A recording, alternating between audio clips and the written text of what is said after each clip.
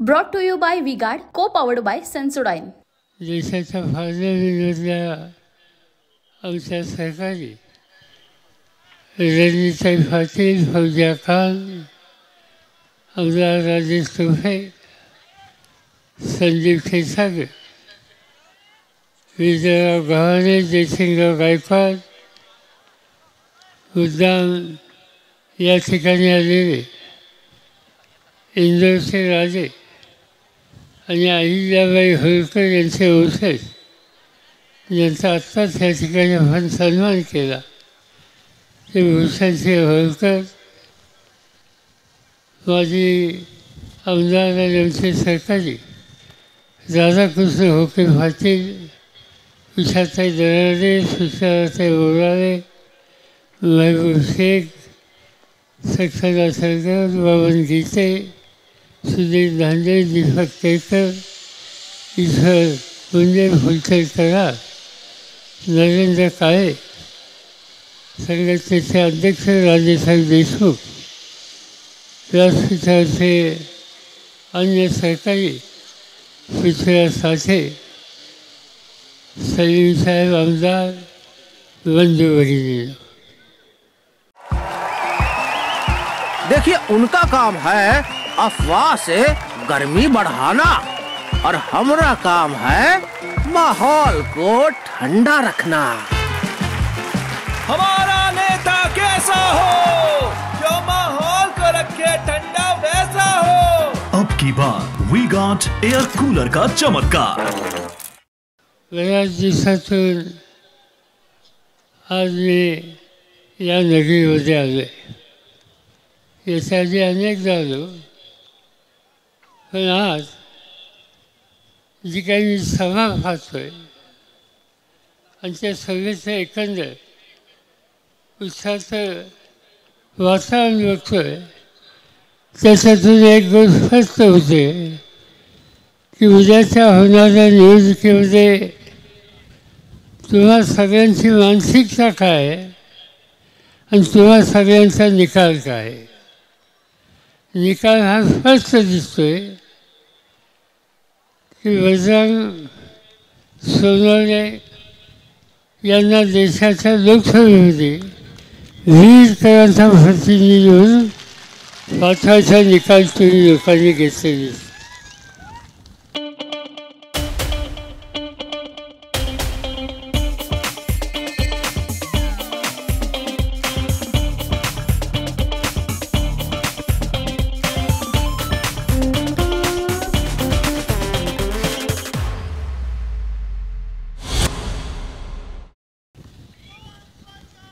मला माहीत नव्हतं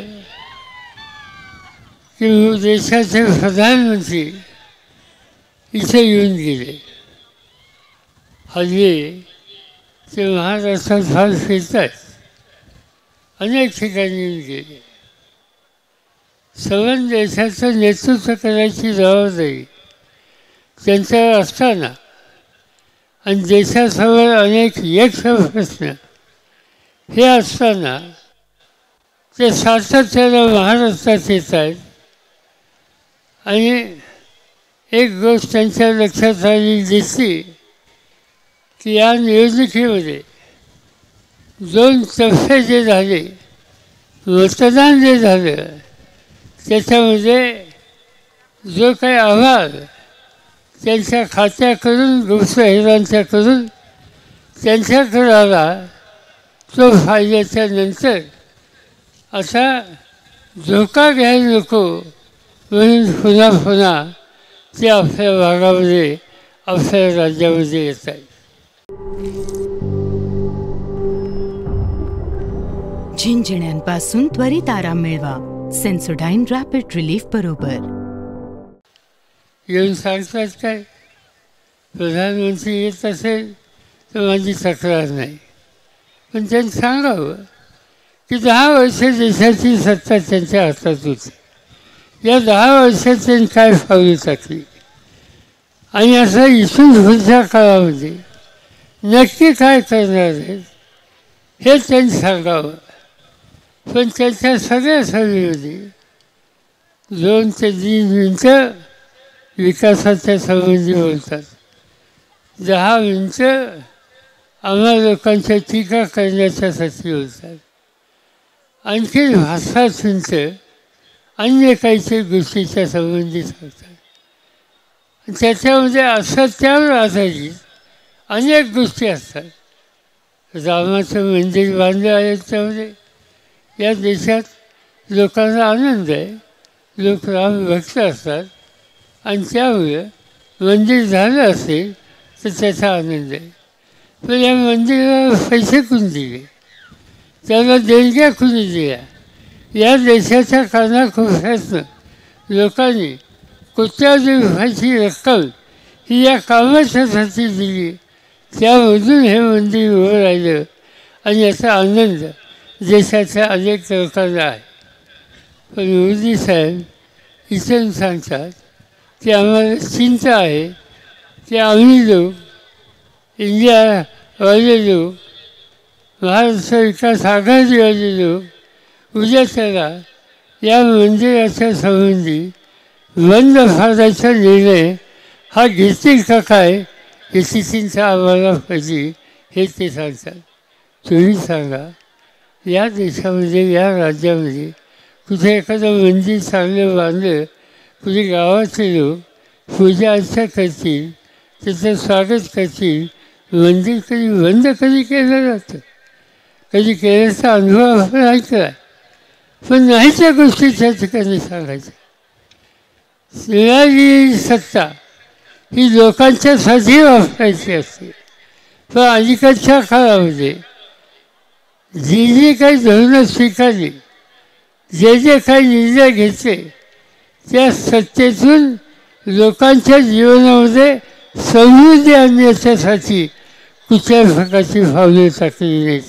या उलट त्यांच्या विचाराशी जो सहमत होत नाही त्याच्याविरुद्ध ही सत्ता कशी वापरता येईल आणि त्याला तुरुंगात कसं टाकता येईल या प्रकारचे निकाल आज या देशाच्या सरकारने घेतलेले आहेत. अनिल देशमुखांनी स्वतःचा अनुभव सांगितला. महाराष्ट्राचे गृहमंत्री आज त्यांच्यामध्ये त्यांच्या संदर्भात त्यांना वर्षभर काय सजा भोगावी लागली, काही कारण नसताना, अशी अनेक उदाहरणं सांगता येतील.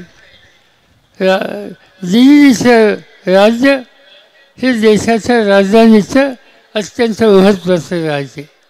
अरविंद केजरीवाल नावाचे ग्रस्त त्या ठिकाणी मुख्यमंत्री आहेत. अतिशय चांगल्या प्रकारचं काम त्यांनी केलं.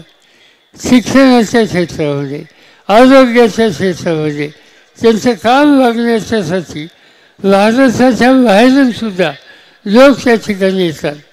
आणि एका प्रश्नावर प्रधानमंत्र्यांच्या विरुद्ध, केंद्र सरकारच्या विरुद्ध त्यांनी टीका केली तर दिल्लीच्या मुख्यमंत्र्यांना आता तुरुंगामध्ये टाकलेलं आहे. दिल्लीच्या मुख्यमंत्र्याला सुद्धा. आणखी एका राज्यामध्ये हे झालं, आदिवासींचं राज्य, आदिवासी मुख्यमंत्री. केंद्र सरकार आदिवासींना न्याय देत नाही त्यासाठी संघर्षाची भाषा बोलले, टीका टिप्पणी केली. आज तिथल्या मुख्यमंत्र्याला तुरुंगामध्ये टाकलेले. याचा अर्थ एक गोष्टच आहे की त्यांच्या मनासारखी गोष्ट असेल, त्यांच्या कुणी टीका टिप्पणी करत असेल तर तो मुख्यमंत्री असला त्यालाही सत्तेतून काढून तुरुंगामध्ये टाकण्याचं काम कधी या देशामध्ये झालं नव्हतं. आज त्यांनी या ठिकाणी केलेलं आहे. राजकीय पक्षाच्या नेत्यांच्यावर टीका टिप्पणी केल्याशिवाय त्यांना झोप येत नाही. राहुल गांधी एक देशाचा तरुण, या घरानं देशाच्या स्वातंत्र्यासाठी मोलाची कामगिरी केली. त्यांनी काश्मीरपासून कन्याकुमारीपर्यंत देशाची पदयात्रा काढली, लोकांना भेटले, त्यांचं दुःख समजून घेतलं आणि असं काम करून लोकांचं दुखणं जाणून घेऊन त्यासाठी मार्ग काढण्यासाठी राहणारा हा तरुण नेता याच्यासंबंधी शहाजादे म्हणून उल्लेख कर. मला सांगायला पाहिजे, राहुल गांधी त्याच्या कुटुंबाची जी काही सेवा आहे देशाची, जो त्याग आहे, तो आम्ही कधी विसरू शकत नाही. त्यांच्या वडिलांनी देशासाठी काम केलं, त्यांची हत्या झाली. त्यांच्या आजीने इंदिरा गांधींनी देशासाठी काम केलं, गरिबी घालवण्यासाठी कष्ट केले, त्यांची हत्या झाली. जवाहरलाल नेहरू यांनी स्वातंत्र्याच्या आंदोलनामध्ये 13 वर्ष तुरुंगामध्ये घालवले आणि स्वातंत्र्य मिळाल्यानंतर हा देश लोकशाहीच्या मार्गाने चालवायचा एक नवीन रस्ता सर्व देशवासियांना दिला. एवढं मोठं काम ज्या नेतृत्वानं, ज्या कुटुंबानं या देशासाठी केलं, आज त्यांच्या संदर्भी अशा प्रकारची टीका टिप्पणी प्रधानमंत्र्यांनी करणं हे शोभत नाही. पण आज त्यांची खात्री झालेली आहे की ह्या देशामध्ये त्यांनी काहीही सांगितलं तर देशातली जनता सत्ता त्यांच्या हातामध्ये देणार नाही आणि त्यासाठीच इतरांचं टीका टिप्पणी करत अन्य ठिकाणी त्यांचं लक्ष वळव एवढं एक कार्यक्रम घेऊन आज ते या ठिकाणी येतात, इथे येऊन गेले. त्यातून हा प्रश्न सुटणार नाही हे तुम्हाला माहिती आहे आणि म्हणून आता आपल्यालाच पुढाकार घ्यावा लागेल. आम्ही देशातल्या सगळ्या विरोधी पक्षाच्या लोकांना एकत्र करतो, त्यांच्या सामूहिक शक्तीच्या द्वारा लोकांच्या सोबत पर्याय देतो. मी तुम्हाला खात्री देऊ शकतो की ही एकही आम्ही विरोधकांची करतो आहे, त्यांनी उद्या नवा भारत हा बनवण्याच्या दृष्टीनं जे जे काही करावं लागेल ते करण्याच्यासाठी ठोस पावलं टाकणारी एक नेतृत्वाची फळी ही देशाच्या समोर या निवडणुकीच्या दिसल्यानंतर तुम्हाला लोकांच्या पाठिंब्यानं पाहायला मिळेल याची खात्री या ठिकाणी मी देतो. आणि हे करण्याच्यासाठी वीजकरांनी एकच काम करावं. त्यांनी आम्हाला वजनग्रंथांचा एक उत्तम सेवाभावी आणि कष्टकऱ्यांच्याबद्दल आस्था असलेला खासदार मोठ्या मताने निवडून द्यावा हीच विनंती मला या ठिकाणी करायची. आज हा जिल्हा दारिद्र्यामध्ये आहे, दुष्काळामध्ये आहे, हे सगळे प्रश्न आहेत. पण ते प्रश्न सोडायचे असतील तर जो काम करतो, जो उत्तम काम करतो त्याला निवडून देणं हे गरजेचं आहे. ज्यांनी 9 लाख टन ऊस या ठिकाणी गाळला आणि 2700 रुपये जिल्ह्यात सगळ्यात जास्त भाव ज्यांनी दिला, अशा माणसाला तुम्ही मोठ्या मताने विजयी करावं. त्याची खून ही आपल्या सगळ्यांना माहिती आहे. सुतारी वाजवणारा माणूस त्याच्या पुढचं वचन दाबा आणि एक नवीन इतिहास या ठिकाणी निर्माण करा एवढीच विनंती करतो आणि आपल्या सगळ्यांची रजा घेतो. जय हिंद, जय Maharashtra. Brought to you by V-Guard, co-powered by Sensodyne.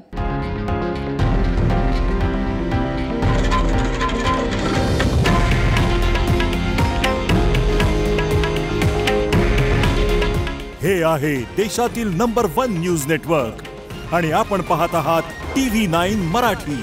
काळजी तुमची, हित महाराष्ट्राचं.